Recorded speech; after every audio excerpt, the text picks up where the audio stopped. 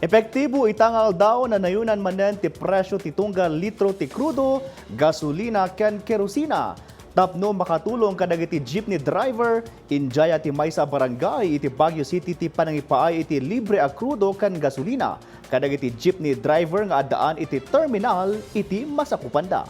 Ijay mo't mangkayan benggit ng ilatang ti lokal na gobyerno iti 2 million pesos aramat kas ayuda kadagiti jeepney driver nga daan ruta iti munisipyo. Dad dumaditalya isang bay ni Bridget Marcasi pangusyan. Gapu itag tultuloy apan na kay pangato ti presyo ti produkto a petrolyo. Sumagmamano a lokal a gobyerno iti Cordillera tinangipaay iti libre a gasolina ken fuel subsidy kadagiti motorista. Iti Barangay Asco iti Baguio City. Indoolwan ni Barangay Captain Jefferson Cheng ti panakaiwaras ti libre a krudo kadagiti jeepney drivers nga adaan iti staging area iti masakupanda. Sigon iti kapitan ti barangay, nasurok 100 a jeepney drivers ti naipaayan iti sag 2 litro a libre a krudo iti sidong ti fuel ayuda iti March 11, 2026. They are just like returning back the favor to them because naging katuwang and kasama po namin sila sa mga cleanliness and peace and order dito sa aming barangay. Inlawlawag na 20 aruta ti jeep ti adaan iti staging area iti masakupanda iso a limitado laeng iti bilang dagiti na ipaayanda.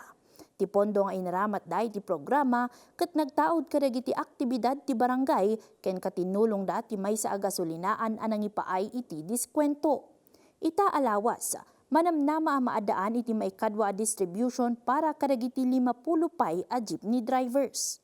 Nanggaling po ito sa mga livelihood programs ng barangay. Gaya sa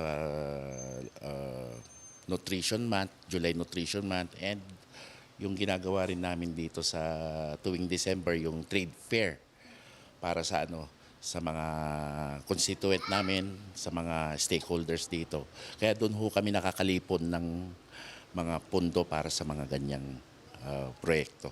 Nang rugi ti fuel ayuda ti Barangay Asco idi 2022, kabayatan ti pandemya, kasaruno tati agsasaruno apan nakainga tumetlaeng ti presyo dagiti produkto a petrolyo iti merkado. Iti met lokal a gobyerno ti Mangkayan.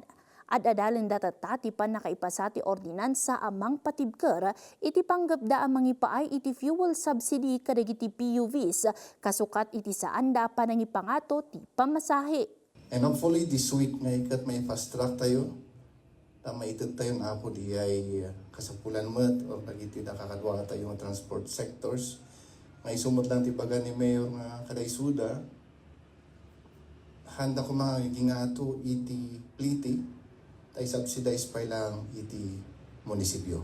Dumanon iti 2 million pesos ti ilatang ti Mangkayan LGU para iti nasao a subsidiya.